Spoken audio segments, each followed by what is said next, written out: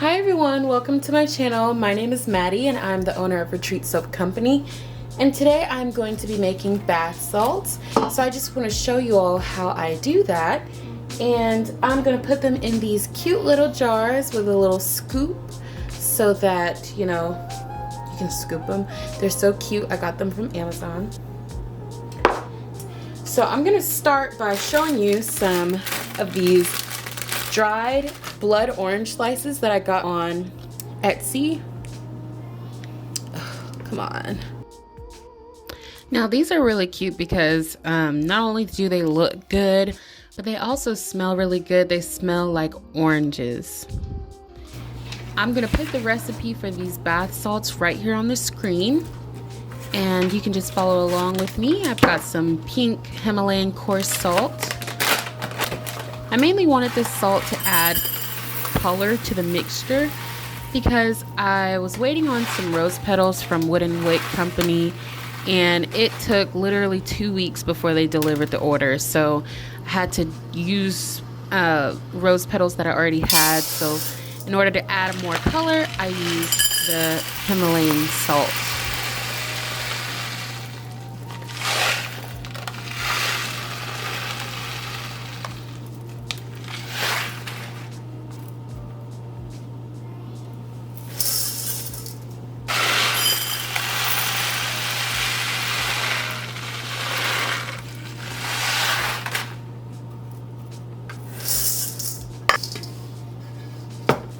Next, I'm adding some Epsom salt, and of course there's so many benefits for this product, and yeah, here's what they look like, the little crystals, and I'm adding this right in here.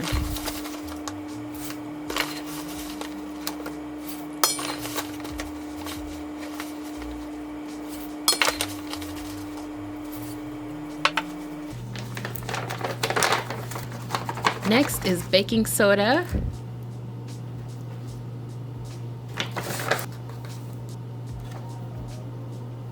And I've melted my coconut oil, which I'm using as a carrier oil for the essential oils that I'm adding to this bath salt.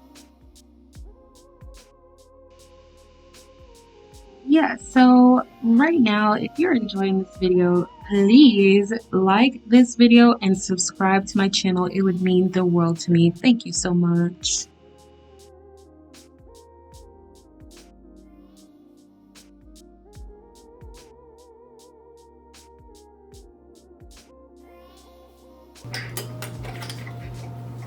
Going.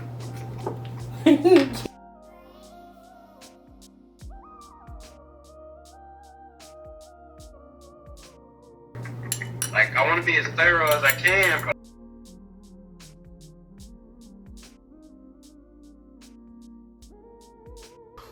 All right, now I'm just mixing up everything thoroughly so that all of the salt and the essential oils are mixed together. And once I'm done with that, I'm gonna go ahead and put them into the containers.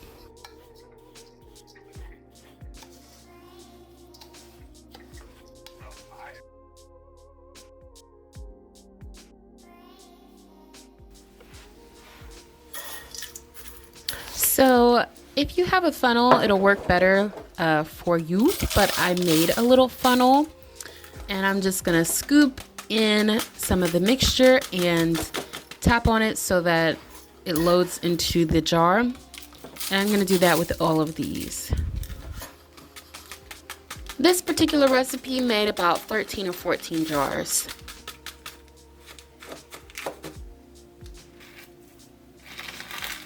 I'm topping it with some pink rose petals and a piece of the blood orange slices.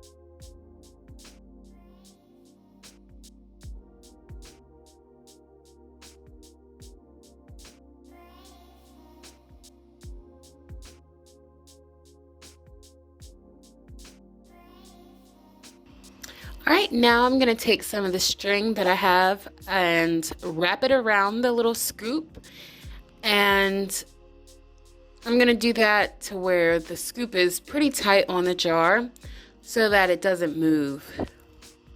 And tie a little knot in the back and cut the excess string, and I'm done with that.